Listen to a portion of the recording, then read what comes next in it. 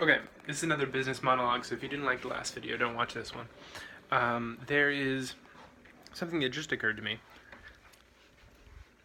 about the comment I made in the last video. I said that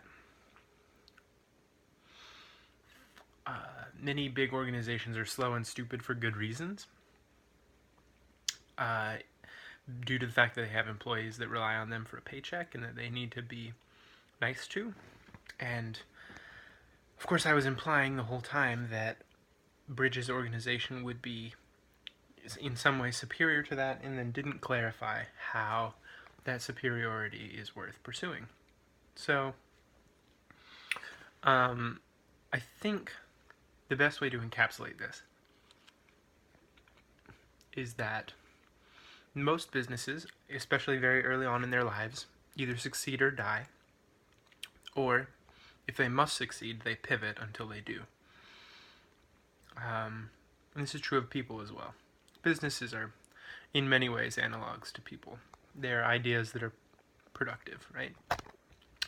And so there are a lot of ways that businesses function the same way people do. And one of those ways is in their approach to life, right?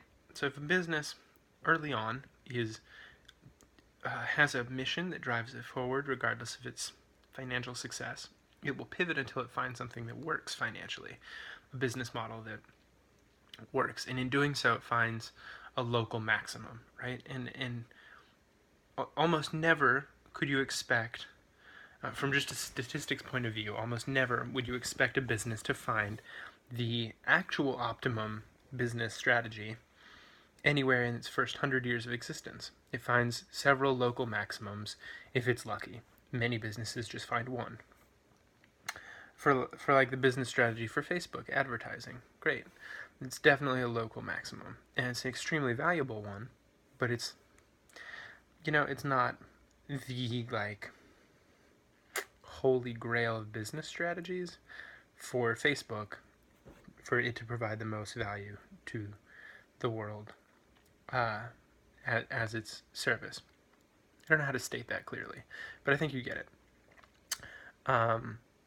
However, there are also organizations that have pivoted until they found a very good business strategy. I don't know if it's safe to call it an optimum, but organizations that have lasted 500 to 2,000 years have found that tithing and that tuition are fantastic business strategies that support an individual organization of any age of that certain type, whether church or school, and that are reliable and sustainable and so on and so forth.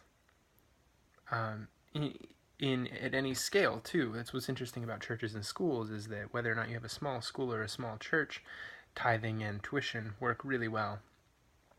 Or if you have a church that is part of the larger Catholic Church, much larger Catholic Church, or if you have a school that is part of a larger state system like CU, California University, I don't know. CU is just what I say by default because I'm from Colorado.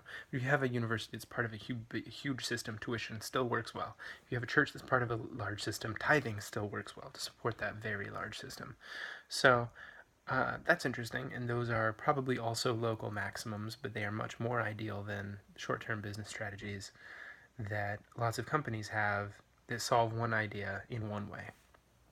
What I want for Bridge is for it to be a long-lasting contribution to human culture, to be the embodiment of the best opportunities that the internet gives us over the course of the next 300 years as we begin to explore other planets and other solar systems, depending on how fast high-speed travel comes together as a technology, but at least other planets.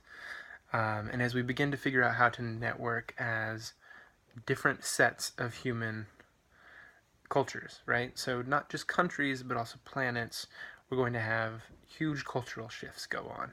And I would really like for Bridge to be the sort of organization that can pivot and adjust as those huge shifts in human culture happen, and not just adapt, but also complement the changes in human culture that happen over the course of that amount of time. Like, for example, I don't actually know if there is a good example of it, but there've got to be organizations that complement cross-cultural interaction in a sustainable way. I can't think of a good example, though. Not one that you would know. So, anyway, I think it's important for us to focus on building companies that can be long-term contributions to humankind rather than just 50 to 70-year flames, even in the most successful cases.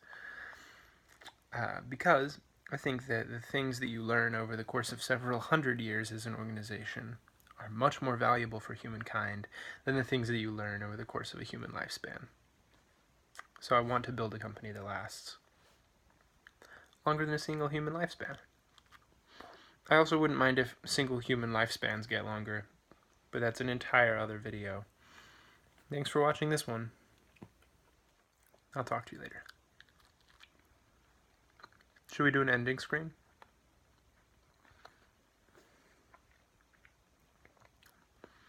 There's nothing around for me to hit the camera on, so I'm not going to do an ending screen. Thanks for watching. Bye.